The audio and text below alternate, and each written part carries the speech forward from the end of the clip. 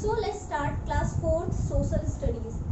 The publication is ACE Vision publication and it is the an insight into social studies class 4th. Okay, so let's start with the first chapter. The first chapter is India. We have to know about the India because we are Indians, so it is important to know about our country. So let's begin the chapter. Our India, हमारा देश India. Our India is a diverse and beautiful country.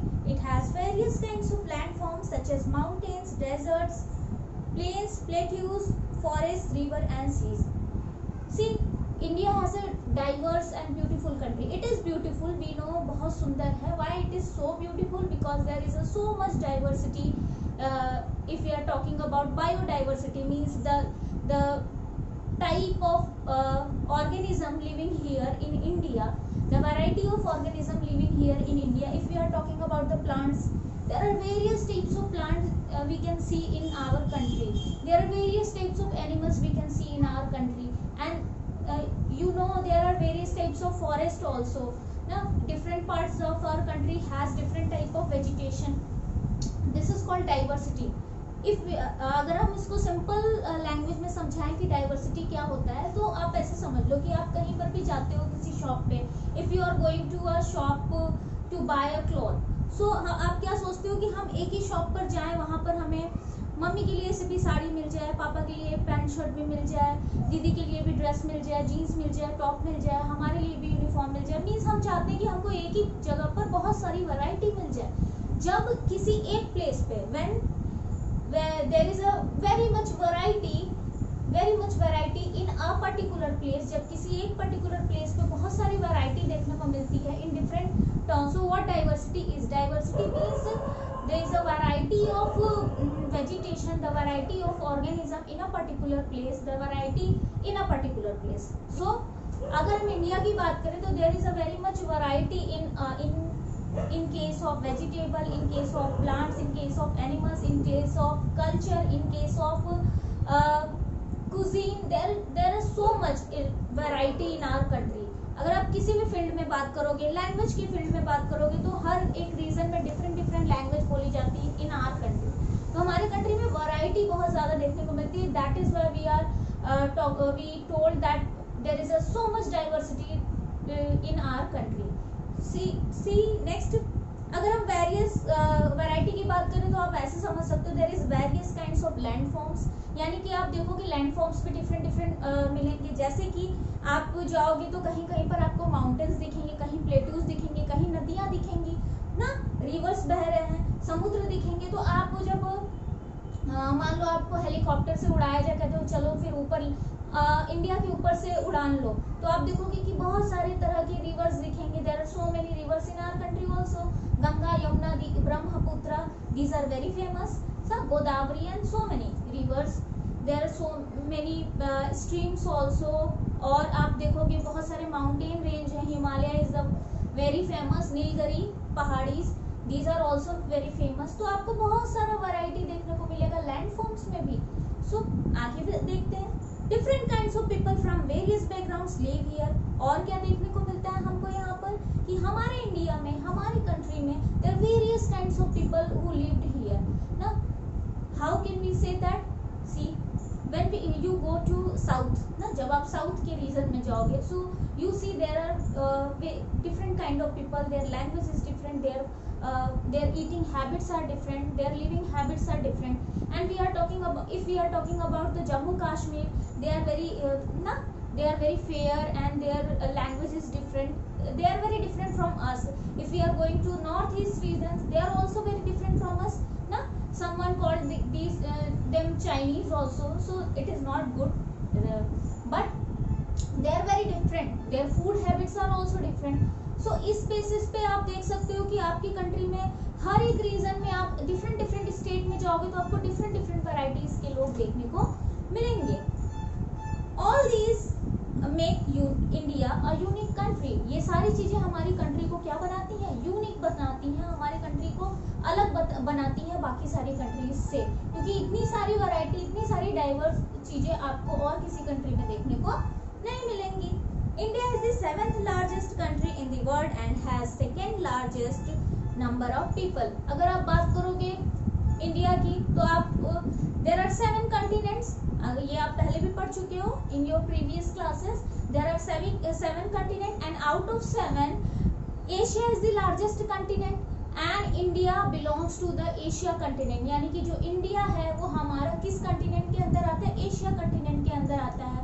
और Asia continent की अगर बात करें तो Asia continent में जो हमारा इंडिया है वो 7th लार्जेस्ट कंट्री है। ठीक है, सो इंडिया जो है वो एशिया कंटिनेंट की नहीं, sorry, if we are talking about the world wide, अगर हम पूरे वर्ल्ड में बात करें तो इंडिया जो है वो 7th लार्जेस्ट कंट्री है।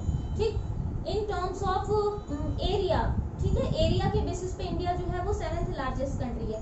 But if we are talking about the population, अगर हम पॉपुलेशन के बेसिस पे बात करें ना, if you are talking about on the basis of population के बेसिस पे बात करें तो पॉपुलेशन के बेसिस पे जो है वो इंडिया है वो सेकंड नंबर पे आता है। First is China and second is India. Let us read about some more facts about India. चलिए और कुछ जानते हैं इंडिया के बारे में। लोकेशन ऑफ इंडिया, अगर आपको बोल दे कि पूरे वर्ल्ड में इंडिया कहाँ पर है, आप कैसे डिफाइन करोगे? How can you define that in the world map this is India? How can you define your country? So how can we define? We know that our country India is part of Asia, the largest continent in the world. We know that, हम पहले से ही जानते हैं कि हमारा जो country है India, it is the part of the Asia which is the largest continent. ठीक, in the map 1.2 you will see that India is bordered by Arabian Sea on the west, the Bay of Bengal on the east and the Indian Ocean in the south. So अभी मैंने map बनाया, चलो उस पे समझते हैं. So this is the map of India. You can see this is actually a political map because there is so many states. मैंने states को शो किया है and अभी हम यूनियन टेरिटरीज को भी डिस्कस करेंगे इसमें. So ये पॉलिटिकल मैप है. अभी मैं बताती हूँ आपको कि पॉलिटिकल मैप भी क्या होता है, पहले समझिए. So जो इंडिया है हमारा, ये हमारे इंडिया का मैप है. This is political map. जब हम इंडिया की बात करते हैं तो हम सबसे पहले, हम किसी भी जगह का मैप बनाते हैं तो सबसे पहले हम क्या देखते हैं? सबसे पहले हम लिखते हैं उसका direction. So this is north, this is north, this is south, this is east and this west. There are 4 directions. हम अगर ट्रायंगुलर शेप में ऐसे देखते हैं, ठीक है, नॉर्थ, साउथ, ईस्ट, वेस्ट. हम और भी डायरेक्शंस बना सकते हैं. The direction between north and east it is called north east. The direction between south and east it is called south east. Direction between south and west it is called south west. Direction between north and west it is called north west.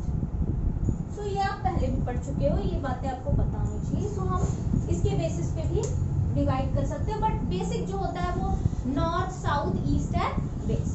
So जब हम India को देखते हैं तो what we see there are Arabian sea in the west side we see the Arabian sea. In the east side there is bay of Bengal and in the south side it is Indian ocean. यानी कि जब हम India को देखेंगे तो upper portion जो है यानी नॉर्थ वेस्ट का जो पोर्शन है, नॉर्थ का जो पोर्शन है और जो ईस्ट का पोर्शन है, अपर साइड से वो पूरी तरह से लैंड से कनेक्टेड होता है. It means India is connected to other countries in the north side. But if we are talking about the south of India, it is totally surrounded by water. The south part of India is totally surrounded by water. Here is Bay of Bengal, here is Indian Ocean and here is Arabian Sea. West side में Arabian Sea देखने को मिलेगा, east side में Bay of Bengal देखने को मिलेगा, south side में Indian Ocean देखने को मिलेगा. So जब भी कोई ऐसा पोर्शन होता है, लैंड का कोई भी ऐसा टुकड़ा, हम टुकड़ा बोल सकते हैं अगर हम ओवरऑल अर्थ की बात करेंगे तो it is just a small piece. So जब हम किसी पीस की बात करते हैं, when a piece of land is surrounded by water up to 3 sides. 3 sides से वो किससे surrounded है? water से. and 1 side से किससे surrounded है? land से. such type of structure or such type of area is called peninsula. such type of area is called peninsula. such type of area is called peninsula, and it is given in your book. Now it is given in your book. The southern part of our country is called peninsula, that is a land surrounded by water on 3 sides and land on 1 side. So a land surrounded by water on 3 sides and land on one side. इस side से किससे surrounded है? Land से. अगर ये देखो कुछ ऐसा स्ट्रक्चर बन रहा है, here water, here water, here water, only one side is land. Okay, so this side is land. This such structures are called peninsula. Shape पे मत जाना, it is not necessary every time shape is triangular. हम किसी भी तरह से बात कर सकते हैं. अभी ये लैंड है और इधर सब वाटर है, then we can say that this structure is peninsula. Next, India shares common boundaries with Pakistan, China, Nepal, Afghanistan, Bhutan, Bangladesh and Myanmar. जो इंडिया है, अगर हम नॉर्थ वाले रीजन से या अपर वाले रीजन की बात करें तो इंडिया जो है वो बहुत सारे कंट्रीज से बाउंड्री शेयर करता है.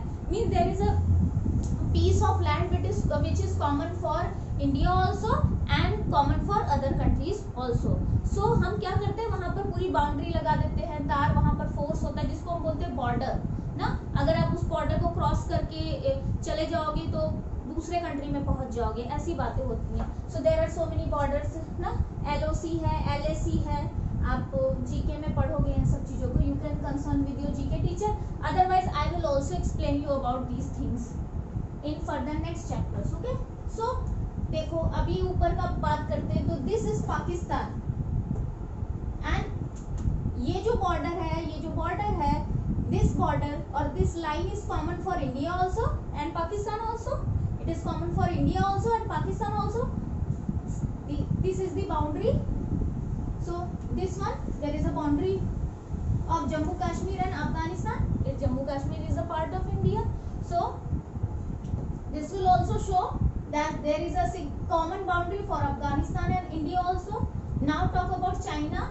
There is a common boundary for China. Here it is connected with China, here it is connected with China. So there is a common boundary for China and India also, and there is a common boundary for Nepal and India also. Here is Nepal. Nepal is another country.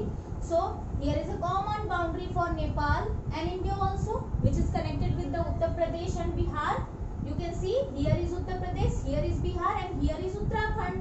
So ये देखो common boundary connect हो रही है कि नहीं? ये boundary Nepal के लिए भी common है. A piece of land common for Nepal also and India also. Again यहाँ पर चाइना से कनेक्टेड होता है. Here is another country Bhutan, और भूटान किससे कनेक्टेड है आप देखो, वेस्ट बंगाल से, असम से एंड अरुणाचल प्रदेश से. सो 3 states of India connected with the Bhutan. So their boundary and Bhutan boundary also common.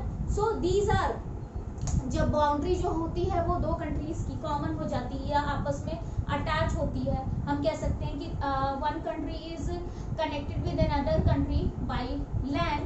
सो उनको हम क्या कह सकते हैं, पड़ोसी देश कह सकते हैं, नेबरिंग कंट्रीज कह सकते हैं. So all these are the neighbouring countries of India. Here is Myanmar also, here is Bangladesh also. These are also our neighbouring country.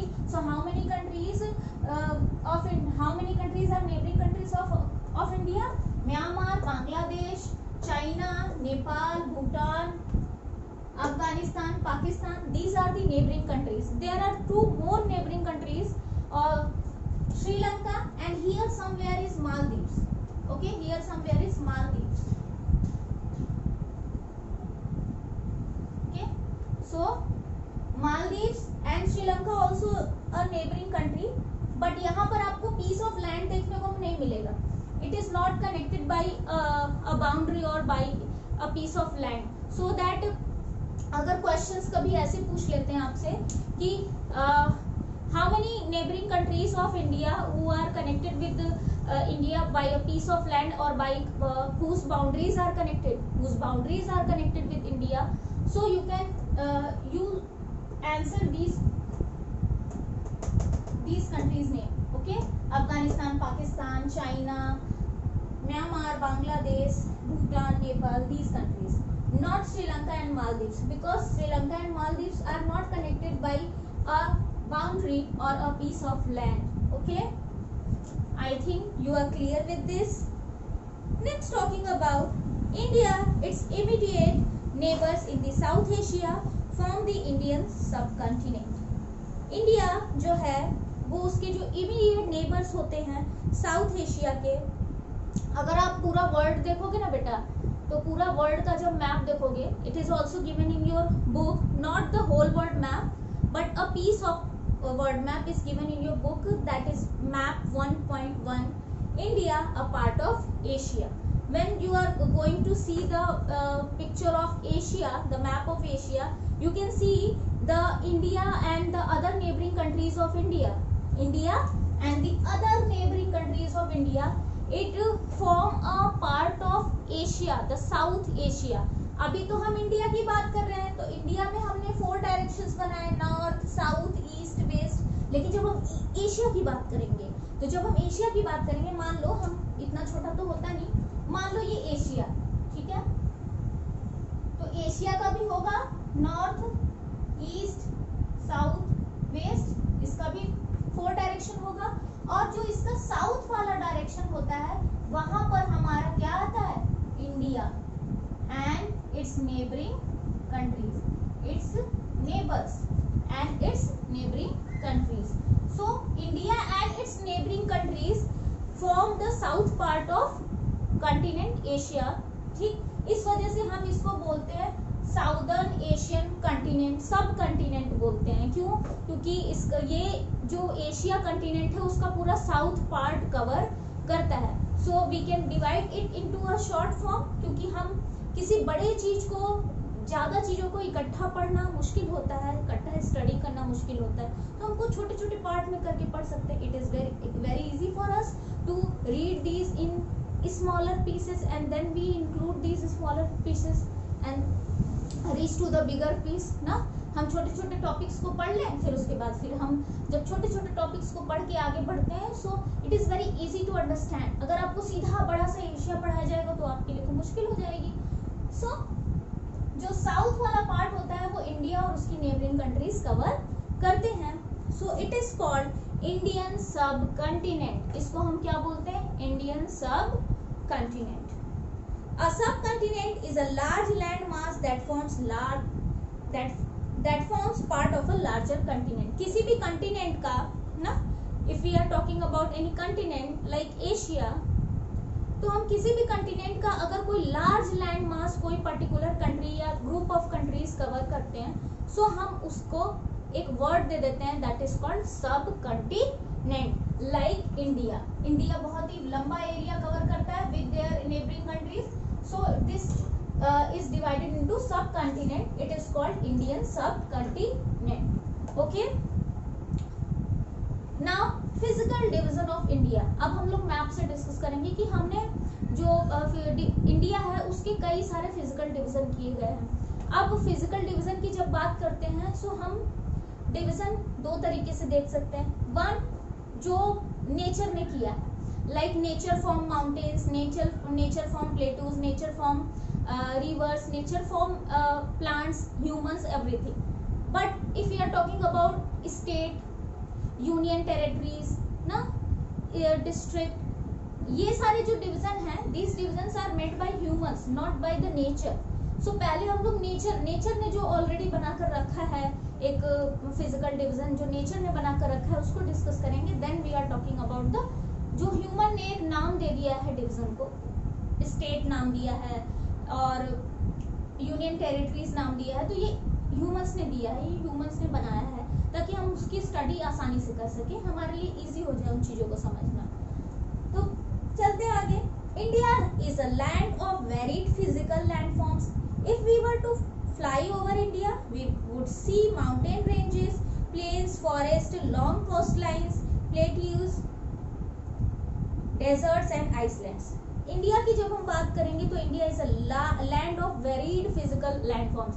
Varied, again मैंने बताया वेरियस, यानी कि बहुत सारे तरह के हमको लैंडफॉर्म्स देखने को मिलेंगे.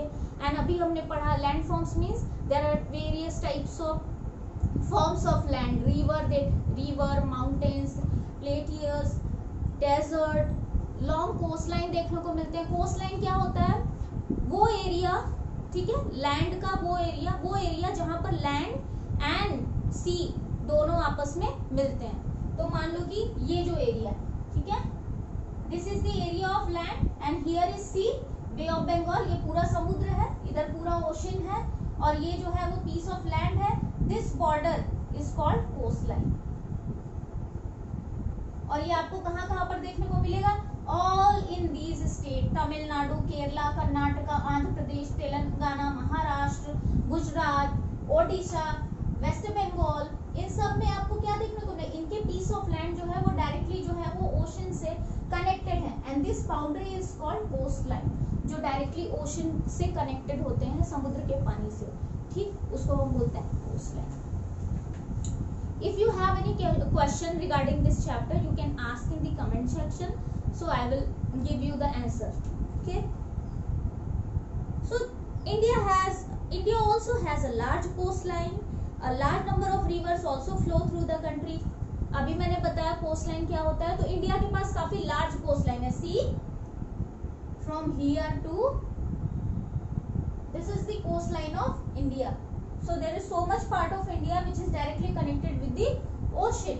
So a large area of or large land area of India connected with the ocean. So this is called a coastline. तो इंडिया के पास बहुत ज़्यादा large area of coastline है. बहुत सारे rivers भी flow करते हैं. There are so many rivers in our country. There are some famous rivers also, and there are some smaller which you don't know, but slowly you learn these rivers name also. These different landforms make our country beautiful. और यही जो different तरह के landforms हैं, ये हमारी country को क्या बनाते हैं? सुंदर बनाते हैं, beautiful बनाते हैं, wonderful बनाते हैं, जिसको देखकर हमको बहुत ही अच्छा लगता है, proud feel होता है, because we are Indians. Our country can be broadly divided into following physical division. अगर हम इंडिया को डिवाइड करेंगे तो हाँ, कुछ डिवीजन बनाए गए हैं, कुछ पार्ट्स में डिवाइड किया गया है, फिजिकल डिविजन्स बनाए गए हैं इंडिया के. दीज आर ऑलमोस्ट 6 सब डिविजन्स, और sorry 6 physical divisions. First is northern mountains and northern plains. North region में जो माउंटेन्स पाए जाते हैं, और इसको अभी हम लोग ये सारे एक का हमको पूरा अगले चैप्टर में पढ़ना है. Next chapter is all about these physical divisions, हम डिटेल में पढ़ेंगे ना, सो मैप के साथ बहुत मजा आएगा. सो नॉर्दर्न माउंटेन्स यानी नॉर्थ रीजन में जो माउंटेन रेंज है, Himalaya is the north. Himalaya जो है हमारा, हिमालय पर्वत, Himalaya mountain, these are in the north region. Jammu Kashmir से पूरा यूं इस तरह से फैला हुआ है यहाँ तक, ठीक. तो उसको हिमालयन रीजन जो है हमारा वो नॉर्दर्न माउंटेन रीजन में आएगा. नॉर्दर्न प्लेन, तो अगर आप जम्मू कश्मीर में गए होगे अगर कभी, या इस रीजन में, यहाँ से इस रीजन में आप कभी गए होगे, तो क्या सिर्फ आपको माउंटेन्स ही दिखते हैं? आपको जमीन नहीं दिखता है? जमीन भी तो दिखता है, लैंड भी तो दिखता है, तो वो प्लेन्स भी हैं. सो यहाँ इस रीजन में, नॉर्थर्न रीजन में जो माउंटेन्स पाए जाते हैं उनको फर्स्ट कैटेगरी में किया गया है, और नॉर्दर्न रीजन में जो प्लेन्स पाए जाते हैं उनको सेकेंड कैटेगरी में डिवाइड किया गया है. Third category is western desert. West region में काफी सारा डेजर्ट है. डेजर्ट के नाम से हमेशा राजस्थान का नाम याद आता है. सो डेजर्ट मीन राजस्थान, ये याद आता है ना. सो जो वेस्ट वाले रीजन है उसमें डेजर्ट वाला एरिया है. सो एक थर्ड कैटेगरी बनाई गई है, western desert. Next is southern plateaus. South वाले रीजन में जाओगे तो आपको बहुत सारे प्लेटीज दिखेंगे, ठीक है. सो दी साउथ रीजन में आप जाओगे तो प्लेटीज दिखेंगे, उनको आप डिस्कस करोगे in the next chapters. Next category is coastal planes. ये जो प्लेन्स हैं, ये कोस्ट लाइन जो है, इनके आसपास का जो एरिया है वो समतल यानी कि फ्लैट होता है. तो कोस्टल प्लेन्स की भी एक अलग तरह की वेजिटेशन पाई जाती है. इसको कैसे समझाओगे? हाँ देखो, अगर आप कभी गए होगे कहीं समुद्र वाले एरिया में, ओशन वाले ना, केरल साउथ के रीजन में, या महाराष्ट्र, मुंबई, तो आप देखोगे कि नारियल का पेड़, जो कोकोनट का प्लांट होता है, वो इधर नहीं पाया जाता ना. वो कोकोनट का प्लांट उधर भी पाया जाता है. क्यों? क्योंकि कोकोनट के प्लांट को ग्रो करने के लिए जो इन्वायरमेंट चाहिए वो उधर ही होता है, इधर नहीं होता है ना. सो ये जो कोस्ट लाइन के जो प्लेन्स होते हैं, इनको एक अलग कैटेगरी में डिवाइड किया गया है, क्योंकि वहाँ का जो प्लांट है वो डिफरेंट है, वहाँ का जो वेजिटेशन है वो डिफरेंट है. There is a very much difference from the northern part and southern part. Okay, and the last category is the islands. Island क्या होता है? A piece of land which is surrounded by water in all side. Peninsula क्या होता है? A piece of land surrounded by water in 3 side and land in 1 side. Okay, and Iceland क्या होता है? A piece of land surrounded by water in all the side. सारी तरफ से वो वाटर से कनेक्टेड होता है. तो हमारे कंट्री में कौन सा एक आइसलैंड हम बात करेंगे? This is Andaman and Nicobar Island. Andaman and Nicobar Island is a part of our country. It is a union territory. And it is an Iceland because it is totally surrounded by water. Here is ocean, see, Bay of Bengal, and यहाँ नीचे आपको क्या मिलेगा? Indian Ocean. It is totally surrounded by water. So it is called Iceland, and the name of this Iceland is Andaman and Nicobar Island. There is a Maldives also. Maldives also a Iceland, and it is totally surrounded by water. ठीक, इतनी बात clear है? चलिए. Now we are talking about the political division of India. India is a very big country with more than 1 billion people living here. India की अगर हम बात करें तो it is a very big country. We know that our country is very big, and there are many people. Means we already know that on the basis of population, India is the second largest country. It means the population of our country is so much, na? So it is very difficult for one government to look after so many people. It is very difficult. अभी आपको एक person को, आप में से किसी एक को एक काम दे दिया जाए कि हाँ चलो आप ना पूरे स्कूल के जितने भी बच्चे हैं ना उन सब पे ध्यान रखना कि सब अपना होमवर्क प्रॉपर कर रहे हैं कि नहीं. So is it possible for you? It is very difficult. You cannot do this work properly or perfectly. So if we are talking about our country, so there is a huge amount of people living in our country. There is so much population. So how can a single person see all the things in our country, see all the problems and rule and regulation in our country? So government form some plans or make some divisions. ना क्या division किया उन्होंने? To make it easier, इसको easy बनाने के लिए, इसको आसान बनाने के लिए, to care for all the people, सारे peoples पे नजर रखने के लिए, उनकी केयर करने के लिए, उनका ख्याल रखने के लिए हमारी कंट्री में क्या हुआ? India has been divided into 29 states and 7 union territories. It is wrong, बेटा. It is printed wrong because अभी 2019 में Jammu and Kashmir which is the state of India, Jammu and Kashmir जो है उसको स्टेट से हटाकर यूनियन टेरिटरी बना दिया गया है. ठीक है, स्टेट से हटाकर यूनियन टेरिटरी बना दिया गया है. तो 2019 से पहले जब तक ये अनाउंसमेंट नहीं हुई थी, इन दी अगस्त आई थिंक सो, अगस्त में ये अनाउंसमेंट हुई है कि जो जम्मू एंड कश्मीर है उसको यूनियन टेरिटरी बना दिया गया है, वो अब स्टेट नहीं रहा है. So now the number of state is 28. आप उसको करेक्ट कर लो. Now the number of states is 28 and the number of union territories is 8. Number of union territories is 8 and the number of state is 28. So इन सब चीज़ों को government को काम और सबका केयर करने के लिए गवर्नमेंट ने क्या किया? हमारी कंट्री को कुछ स्टेट्स और यूनियन टेरिटरी में डिवाइड कर दिया. How many states? 28. How many union territories? 8 union territories.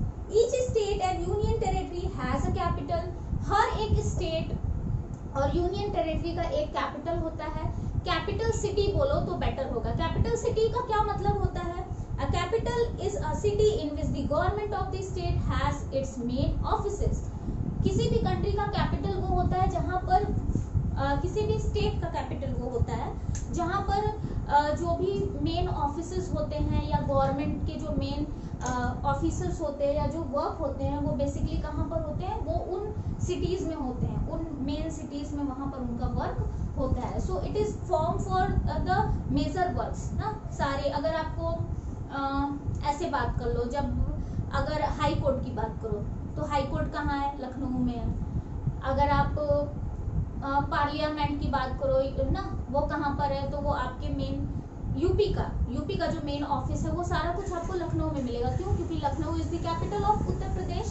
सो इस तरीके से इजी बनाने के लिए वर्क को वहाँ, और जितने भी मंत्रीज होते हैं ना, जितने भी ऑफिसर रैंक के लोग होते हैं, जितने भी हायर पोस्ट के लोग होते हैं, जो गवर्नमेंट बनाते हैं, जो गवर्नमेंट के लिए वर्क करते हैं, दे सिचुएटेड देयर ना, वो वहीं पर रहते हैं लखनऊ में ही, और वहाँ पर सारा कुछ मैनेज करते हैं, सारा कुछ काम करते हैं, ताकि हम आसानी से, हम फ्रीली आराम से रह सकें। Okay, the map that shows the states, union territories and their capital is called political map. And the type of map जिसमें आप ये सब देख सको कि स्टेट्स कितने हैं, उनके कैपिटल्स कहाँ पर हैं, so such type of map is called political map. Such type of map is called political map. So this is the political map, क्योंकि यहाँ पर क्या शो हो रहा है, it shows the states and union territories। मैंने union territory नहीं बनाया क्योंकि बहुत ज्यादा हो गया, आप बुक से उसको नोट डाउन कर लेना। ओके, आई थिंक ये क्लियर हो गया होगा चैप्टर। और एक चीज और मैं समझाना चाहूंगी कि ये जो है वो पॉलिटिकल मैप है। अगर आपको ये बोला जाए कि आप फिजिकल मैप बनाओ, तो फिजिकल मैप में आप स्टेट्स वगैरह को बेसिकली मेनली प्रायोरिटी नहीं देते हो। आप क्या बनाते हो, आप प्लेन्स बनाओगे, माउंटेन्स बनाओगे, रिवर्स का फॉर्मेशन, रिवर्स को बनाओगे, मैप में शो करोगे कि गंगा रिवर कहाँ से आ रही है और कहाँ पर जाकर गई है। ये सारी चीजें जो शो करते हैं वो हम फिजिकल मैप में शो करते हैं। सो नेक्स्ट क्लास या नेक्स्ट चैप्टर्स में आप उसको डिस्कस करोगे। आई थिंक ये चैप्टर क्लियर हो गया होगा। आप चाहो तो इसका स्क्रीनशॉट ले सकते हो।